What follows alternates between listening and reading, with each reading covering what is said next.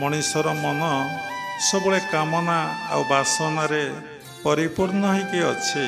तेणु से चिंता करने कथा मुझे कौन करने को आसी आ कौन करुछि ए कथा मनरे प्रश्न उठा कथा। तेणु यही प्रश्नर उत्तर पाई आमे सत्संगर आश्रय नौचे बा गीता भागवत वेद वेदांत उपनिषद पाठ करुचे बा आमे गुरु ग्रहण करिचे। एइथिपाई मु एठाकू आसीथिली कौन करिबा पाए एक कथा जी आपण को कहीदेवे से आपणकर ही गुरु शास्त्र लेखा अच्छी बा सत्संग गुरु आमको ये विषय ज्ञान लाभ करने को पड़े।